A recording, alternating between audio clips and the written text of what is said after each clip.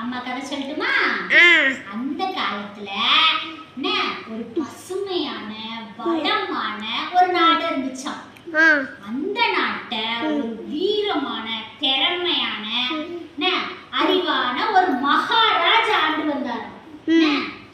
அவருக்கு யோசனை சொல்றதுக்கு நிறைய அமைச்சர் ராஜகுரு எல்லாரும் இருந்திருக்காங்க. ராஜாவுக்கு ஐடியா யார் கொடுப்பா? ராஜகுரு தான் கொடுப்பாங்க. சரியா? அவரோட வழிகாட்டுதல் படிதான் மன்னர் வந்து ஆட்சியை சிறப்பா வழி நடத்திக்கிட்டு இருக்காரு. சரியா? அப்போது ஒரு நாள் திடீர்னு ராஜகுரு அவங்களுக்கு ரொம்ப வயசாயிடுச்சு, உடம்பு சரியில்லை. உடனே ராஜகுரு அமைச்சரவையை இது பண்ணி மன்னனை கூப்பிடுறாரு. கூப்பிட்டு இந்த மாதிரி, மன்னா எனக்கு உடம்பும் சரியில்லை, எனக்கு ரொம்ப வயசாயிடுச்சு மன்னா, என்னால் அதாவது இந்த நாட்டுக்கு ராஜகுருவா இவ்வளோ நாள் நான் உங்களோட தயவில் நான் உங்களுக்கு ஆலோசனை கொடுத்துட்டு இருந்தேன். இப்போ எனக்கு வயசாயிடுச்சு, உடம்பும் முடியல, எதுவும் ஞாபகம் இருக்க மாட்டேங்குது. அதனால நீங்கள் நாட்டுக்கு புது ராஜகுரு நியமனம் பண்ணிக்கோங்க அப்படின்னு சொல்லி ராஜகுரு மன்னாட்ட சொல்றாரு. அதாவது ராஜாட்ட. சரியா? உடனே ராஜாவும் கவலையா சரி நம்ம ராஜகுருவை நியமிப்போம் அப்படின்னு சொல்லிட்டு யோசிச்சுட்டு இருந்திருக்காரு. ராஜகுருவும் ஐடியாவும் கொடுக்குறாரு. உடனே ராஜகுரு மறுநாள் வந்து அமைச்சர்னா நிறைய அமைச்சர் இருப்பாங்க. சரியா? அமைச்சரவையை கூட்டுறாங்க. நிறைய அமைச்சர்னா விளையாட்டுத்துறை அமைச்சர், கல்வித்துறை அமைச்சர், நிதி அமைச்சர், நிறைய அமைச்சர் இருப்பாங்க. எல்லா அமைச்சரையும் வர சொல்றாரு. வர சொல்லி அமைச்சரவையை கூட்டுறாரு. கூட்டி அமைச்சர்கள் எல்லாம் ஆலோசனை கொடுத்து அதுல பெஸ்டான ஆலோசனைய ஐடியா செலக்ட் பண்ணி ராஜகுரு தான் ராஜாட்ட சொல்லுவாரு. இப்ப ராஜகுரு தான் தேவைப்படுது ஆளு. ஏன்னா அவர் முடியலன்ட்டார்ல. அதனால இப்ப ராஜகுரு இந்த மணி சொல்றாங்க, உடம்பு சரியில்லை, வேற ராஜகுரு போட்டுக்கோங்கன்னு ராஜகுரு சொல்லிட்டாங்க. அதனால நான் ராஜகுருவை வந்து செலக்ட் பண்ண போறேன் அது அப்படின்னு சொல்லிட்டு அந்த நிறைய அமைச்சர் இருப்பாங்கல்ல, அதுல திறமையான வீரமான புத்திசாலியான அமைச்சர் 3 பேரை மன்னர் செலக்ட் பண்ணிட்டாரு. செலக்ட் பண்ணி கூப்பிட்டுட்டாரு. கூப்பிட்டுட்டு இந்த 3 பேர்ல யாரை நம்ம செலக்ட் பண்றது யோசிக்க முடியாதுல்ல. அதனால ஒரு போட்டி வைப்போம். இப்ப நம்ம 3 பேர்ல யாரையாவது எப்படி டக்குன்னு செலக்ட் பண்ண முடியும்? ஏதாவது ஒரு போட்டி வச்சுதானே செலக்ட் பண்ண முடியும். ஒரு போட்டி வைப்போம்னு முடிவு பண்றாரு. உடனே 3 அமைச்சரையும் கூப்பிடுறாரு. கூப்பிட்டுட்டு 3 பேர்ட்டையும் சொல்றாங்க, இந்த மாதிரி அதாவது அரண்மனையோட மிருகக்காட்சி சாலை ஒன்று இருக்கு. மிருகக்காட்சி சாலைன்னா ஜூன்னு சொல்லுவாங்கல்ல, அதாவது இந்தந்த மிருகம் இப்படிதான் இருக்கும்னு சொல்லி காட்சிப்படுத்தி வைப்பாங்க.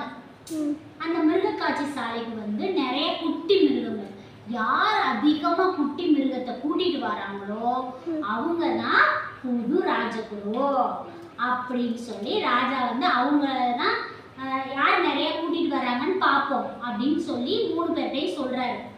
ஆனா 3 பேரும் ஒன்னா போக கூடாது, 3 பேரும் தனித்தனியா தான் போகணும், 3 பேரும் வேற வேற காட்டுக்கு தான் போகணும்னு சொல்றாரு. சரியா? 3 பேரையும் அனுப்பி வைக்கிறாங்க. அனுப்பி வச்சோடனே அதாவது மக்கள் எல்லாருமே இருக்காங்க. அதாவது மறுநாள் ஒரு நாள் டைம் கொடுக்குறாங்க. மறுநாள் எல்லாரும் அதே டயத்துல மக்கள் அமைச்சர் எல்லாரும் நிக்கிறாங்க கூடி. ஒரு போட்டினா வேடிக்கை பார்க்க எல்லாரும் வருவோம்ல, ஜெயிச்சா பார்ப்போம் அப்படின்னு. அதனால எல்லாருக்கும் ஒரு இதா இருக்கு, த்ரில்லிங்கா இருக்கு. யார் ஜெயிப்பா, யார் என்னென்ன மிருகம்லாம் கூட்டிட்டு வராங்க நம்ம பார்ப்போம்னு சொல்லிட்டு குட்டீஸ்ல இருந்து எல்லாம் போட்டி போட்டுட்டு வந்திருக்காங்க. உடனே முதலமைச்சர் வராங்க. சரியா? முதலமைச்சர் வந்து கரடி குட்டி, யானை குட்டி, அதுக்கப்புறம் புலிக்குட்டி, புலிக்குட்டி இல்ல கரடி குட்டி, யானை குட்டி நிறைய கூட்டு வந்துட்டாங்க. அதுக்கப்புறம் நிறைய குட்டி குட்டி மிருகங்களா கூட்டு வந்துட்டாங்க. வந்துட்டு எல்லாரும் கை தட்டுறாங்க. சூப்பர் சூப்பர், இங்க ஒரு குட்டி கரடி, இங்க ஒரு குட்டி யானை அப்படின்னு சொல்லிட்டு எல்லாரும் சந்தோஷமா பார்க்காங்க வேடிக்கை. உடனே இவருக்கும் சந்தோஷம் ஆயிடுச்சு. உடனே மன்னர் வேகமா எழுந்துச்சு, வாழ்த்துக்கள் அமைச்சரே, வாங்க வந்து உட்காருங்க அப்படிங்கிறாங்க. உடனே அடுத்த 2வது அமைச்சர் வராங்க. இரண்டாவது அமைச்சர் வந்தா அவர் புலிக்குட்டி, சிறுத்தைக்குட்டி, சிங்கக்குட்டி அப்படி கூட்டிட்டு வராங்க. புலிக்குட்டியெல்லாம் பிடிக்க முடியுமாடா? புலிக்குட்டிய அவ்வளோ சிறுத்தை, ஓநாய் எல்லாம் கூட்டிட்டு வராங்க. அவர் கேட்டாரு, இவனுக்கு சிரிப்ப பாரு. உடனே அவங்க கேட்டாங்க, என்ன முதல்ல 2 அமைச்சர் வந்தாங்களா அப்படின்னு கேட்காங்க பக்கத்துல. முதலமைச்சர் வந்தாரு, முதல்ல ஒரு போனவர் அவர் வந்தாரு. கரடி குட்டி, யானை குட்டி, குட்டி குட்டி மிருகம் அதை பிடிச்சிட்டு வந்திருக்காங்க. புலிக்குட்டி, சிறுத்தை குட்டி அப்படியெல்லாம் பிடிச்சிட்டு வந்திருக்கீங்க, கலக்குறீங்க அப்படியெல்லாம் சொன்னாலே இவருக்கு பெருமையா இருக்கு. நம்மதான் சூப்பர் அப்படின்னு சொல்லிட்டு வராரு. வந்தோடனே எல்லாரும் அப்படியே சூப்பர் சூப்பர் கை தட்டுறாங்க. உடனே மன்னரும் வாழ்த்துக்கள் அமைச்சரே, வந்து உட்காருங்க அப்படின்னு சொல்றாங்க. சரிட்டா அவரும் ஒரு இடத்துல போய் உட்கார்ந்துக்கிறாரு. எல்லாரும் 3வது அமைச்சர் காணுமே, அவர் எப்ப வருவாரு அப்படின்னு பாக்குறாங்க. அப்புறம் 3வது அமைச்சர் ஸ்லோ மோஷன்ல என்ட்ரி கொடுக்குறாரு. ஒண்ணுமே வரல, எதுவுமே கொண்டு வரல, வெறும் கையா வராரு. எல்லாருமே வந்து கூண்டுல அடைச்சு நிறைய மிருகங்களா கொண்டு வந்தாங்க. இவர் கையில ஒரு கூண்டு இல்ல, ஒண்ணும் இல்ல, வெறும் கையா வீசின கையா வாராரு அப்படின்னு சொல்லி எல்லாரும் எட்டி எட்டி பார்த்தாங்க. ஒண்ணுமே இல்ல. உடனே என்ன மன்னர் வந்து கேக்குறாரு, என்ன அமைச்சரே தாங்கள் எதுவும் கொண்டு வரவில்லையோ அப்படின்னு கேக்குறாங்க. மன்னிச்சு போங்க மன்னா அப்படின்னு சொல்லிட்டு என்ன தயவு செஞ்சு மன்னிச்சு போங்க மன்னான்னு சொல்லிட்டு இப்படி குனிஞ்சு மன்னிப்பு கேட்காரு. ஏன் அமைச்சரே தாங்கள் ஏன் எதுவும் கொண்டு வரல அப்படின்னு கேட்காரு. என்னால முடியல மன்னா, என்னால வந்து தாயையும் குட்டியையும் பிரிக்க முடியல மன்னா. ஒரு தாயிட்ட இருந்து குட்டியை பிரிச்சு அந்த குட்டியும் கஷ்டப்படும், தாய் இல்லாம குட்டியும் கஷ்டப்படும், குட்டியை பிரிஞ்சு தாயும் வேதனைப்படும். அது என்னால முடியல மன்னா, என்னால அதை வந்து அந்த அளவுக்கு வந்து எனக்கு மனசு இடம் கொடுக்கல, எனக்கு மனசு வரல மன்னா, அதை பிரிக்கிறதுக்கு எனக்கு மனசு வரல மன்னா அப்படின்றாரு. அவருக்கு வந்து வீரம் இல்லாம இல்ல, அவரும் புலிக்குட்டி சிங்கக்குட்டி எல்லாம் பிடிக்கக்கூடியவர் தான், தைரியமானவர் தான். ஆனா குட்டிய போய் பிரிச்சுட்டு வந்தா அந்த தாய் தாங்குமா, அழுகும்ல, குட்டி இல்ல அது. என்னால அதுக்கு மனசு வரல மன்னா. அதுவும் கங்காரெல்லாம், அதுவும் குட்டி, நம்ம இப்ப அம்மா இப்ப குட்டி பிள்ளைங்களை எப்படி குட்டி குடிச்சுக்கிட்டே தான் இருக்கும். அதை வந்து எப்படி தாய் விட்டு கொடுக்குமா? கொடுக்காது. குட்டினா கங்காரு குட்டி தெரியுமா? வயிற்றுல பிடிச்சிட்டு போகும். அம்மா உன்னையும் அழகேந்திரனையும் என் கங்காரு குட்டி அப்படின்னு கொஞ்சம் இல்ல, அந்த கங்காரு குட்டிலாம் வயிற்றுல கட்டிக்கணும்டா. குட்டிய வயிற்றுல குட்டி கட்டிக்கணும், கட்டிக்கிட்டே டங் டங் டங் டங் ஓடும். கீழே ஏற்றி விடாது, வயிற்றோடே கட்டிக்கணும். அவ்வளோ பாசமா வச்சிருக்கோம் கங்காரு குட்டிலாம். குட்டிய நம்ம குற்றாலம் குரங்கு எப்படி கட்டி பிடிச்சிச்சா குட்டியை பிடிச்சிட்டே நம்ம தாவும் எல்லா மரத்துக்கும். அப்ப குட்டியை பிடிக்கலாமா? குட்டியை பிடிச்ச தாய் அழுவாது. தாய் அதாவது தாய் பிடிந்து தூக்கிட்டு வந்தா குட்டி அழுவுல. எங்க அம்மா காணும்னு சாப்பிட செய்யாது அப்படின்னு சொல்லிட்டு அது அவர் சொல்றாரு, என்னால குட்டிய வந்து பிரிச்சு கூட்டு முடியலமாண்ணா, அதுக்கு எனக்கு மனசு வரலமாண்ணா அப்படியே கலங்குறாரு. உடனே மன்னர் அவரோட அரியணையில உட்கார்ந்துருப்பாருல, உட்கார்ந்துருந்தவரு எந்திரிச்சு ஓடியா வந்து அவரை கட்டி பிடிச்சு கண் கலங்குறாரு. என்ன பண்ணா அதாவது அவருக்கு என்னன்னே புரியல. என்னடா மன்னரே, அதாவது அவரோட அரியணைன்னா சேர், அவரோட சேர்ல இருந்து எந்திரிச்சு வந்து நம்மளை கட்டி பிடிச்சு இது பண்றாங்கன்னு சொல்லிட்டு இவருக்கு ஒண்ணுமே புரியல. இந்த அரசாங்கத்துக்கு, இந்த ராஜாங்கத்துக்கு ஒரு ராஜகுரு கிடைத்து விட்டார் அப்படின்னு சொல்லி கட்டி பிடிக்கிறாங்க. இவருக்கு ஒண்ணுமே புரியல. என்னடா இது, மிருக காட்சி சாலைக்கு நிறைய மிருகங்களை கூட்டிட்டு வரணும்னு சொன்னாங்க. யார் மிருகக்குட்டி அதிகமா கூட்டிட்டு வரணும்னு சொன்னாங்க? நாம தான் எதுவுமே கொண்டு வரலையே, நம்மள போய் என்ன கட்டி பிடிச்சிட்டு ராஜகுரு கிடைத்து விட்டாருங்கிறாங்க அப்படின்னு அவருக்கே புரியல.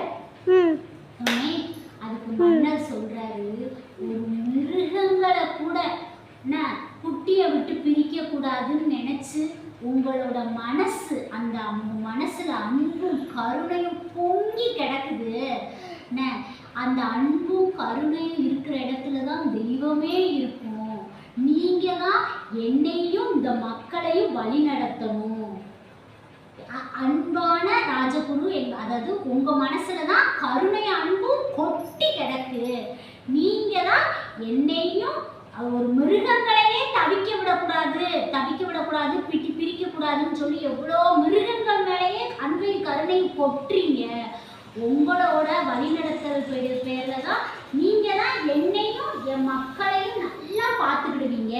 நீங்க தான் இந்த நாட்டின் ராஜகுரு, வாழ்க வாழ்க வாழ்க அப்படிங்கிறாங்க. எல்லாரும் கை தட்டுறாங்க, எல்லாருக்கும் சந்தோஷமா இருக்கு.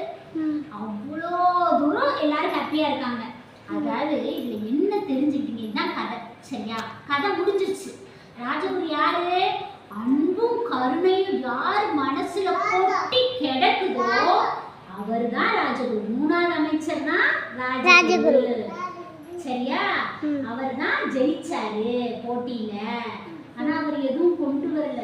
அவர் மனசுல அன்பு நிறைஞ்சிருக்கு. சரியா?